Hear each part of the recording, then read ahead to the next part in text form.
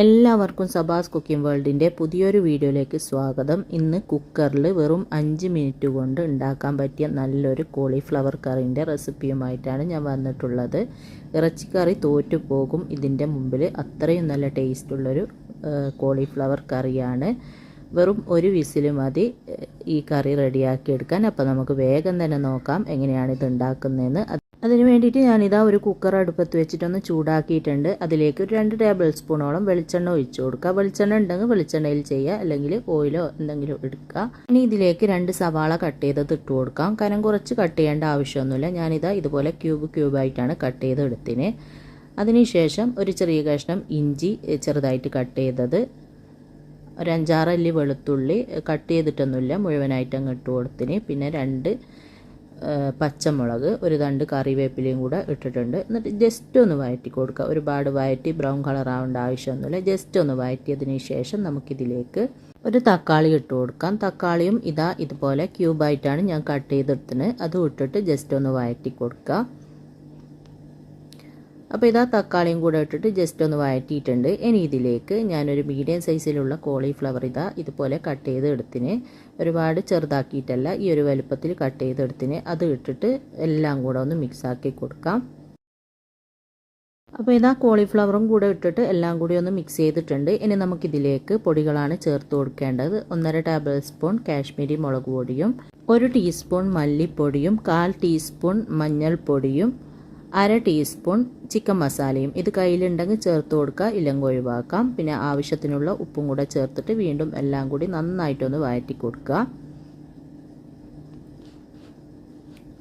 അങ്ങനെ പൊടികളെല്ലാം ചേർത്തിട്ട് നന്നായിട്ടൊന്ന് വഴറ്റിയിട്ടുണ്ട്. ഇനി ഇതിലേക്ക് 1 കപ്പോളം വെള്ളം ഒഴിച്ചിട്ട് വീണ്ടും ഒന്ന് മിക്സ് ചെയ്തതിന് ശേഷം നമുക്കിത് അടച്ചിട്ട് ഒരു വിസിൽ വരുന്നത് വരെ വേവിച്ചെടുക്കാം. ഈ ഒരു മീഡിയം ഫ്ലെയിമിൽ ഒരു വിസിൽ വന്നാൽ മതി. അപ്പോൾ ഒരു വിസിൽ വന്നിട്ടുണ്ട്. ഇനി ഞാനിത് അടുപ്പ് ഓഫാക്കിയിട്ട് ഇതിൻ്റെ പ്രഷറൊന്ന് പോകാനായിട്ട് വെയിറ്റ് ചെയ്യാണ്.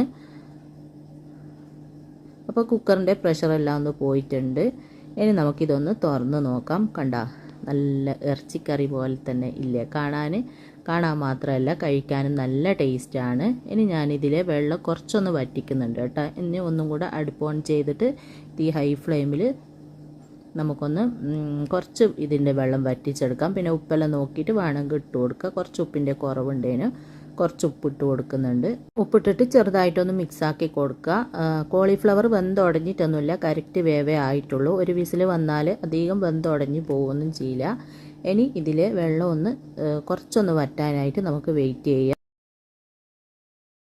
അപ്പോൾ നന്നായിട്ട് തിളച്ച് ഇതിലെ വെള്ളമൊക്കെ കുറച്ചൊന്ന് വറ്റി ചെറുതായിട്ട് വീണ്ടും ഒന്ന് കുറുകിയിട്ടുണ്ട്. ഈ ഒരു രീതിയിൽ കുറുകുന്ന സമയത്ത് നമുക്കിതിലേക്ക് 1/4 ടീസ്പൂൺ ഗരം മസാലയും 1/4 ടീസ്പൂൺ കുരുമുളകിൻ്റെ പൊടിയും അല്പം കറിവേപ്പില കൂടെ ചേർത്തിട്ട് വീണ്ടും ഒന്ന് ചെറുതായിട്ട് മിക്സാക്കി കൊടുക്കാം. നിങ്ങൾക്ക് വെള്ളത്തോടു കൂടിയാണ് ഈ ഒരു കറി വേണ്ടതെങ്കിൽ ആദ്യം ആ ഒരു രീതിയിൽ തന്നെ ഒന്ന് തിളപ്പിച്ചതിന് ശേഷം ഗരം മസാലപ്പൊടിയും കുരുമുളകിൻ്റെ പൊടിയെല്ലാം ഇട്ട് കൊടുത്താൽ മതി. അപ്പോൾ ഗരം മസാലയെല്ലാം ഇട്ടിട്ട് ഒന്ന് മിക്സ് ചെയ്തതിന് ശേഷം അടുപ്പ് ഓഫാക്കിയിട്ട് ഞാൻ ചൂടോടെ തന്നെ സെർവ് ചെയ്യുന്നുണ്ട്. ചൂട് ചോറിൻ്റെ കൂടിയും ചപ്പാത്തിൻ്റെ കൂടിയും അതുപോലെ ദോശൻ്റെ കൂടിയും എല്ലാം കഴിക്കാൻ പറ്റിയ നല്ലൊരു ടേസ്റ്റി ആയിട്ടുള്ള കോളിഫ്ലവർ കറിയാണ്. അപ്പോൾ നിങ്ങളെല്ലാവരും ഉണ്ടാക്കി നോക്കുക. ചിക്കൻ കറിയും ബീഫ് കറിയെല്ലാം തോറ്റുപോകും ഇതിൻ്റെ മുമ്പിൽ, അത്രയും നല്ല ടേസ്റ്റാണ്. അപ്പോൾ എല്ലാവരും ഉണ്ടാക്കി നോക്കിയിട്ട് ഇഷ്ടമായ അഭിപ്രായം പറയാനും ലൈക്ക് ചെയ്യാനും ഷെയർ ചെയ്യാനൊന്നും മറക്കരുത്. വീഡിയോ ഇഷ്ടപ്പെട്ടാൽ നിങ്ങൾക്ക് അറിയുന്നവർക്കെല്ലാം ഒന്ന് ഷെയർ ചെയ്ത് കൊടുക്കുക. അപ്പോൾ ഇൻഷാ അല്ലാഹ് അടുത്ത പുതിയ നല്ല റെസിപ്പിയുമായിട്ട് നമുക്ക് വീണ്ടും കാണാം.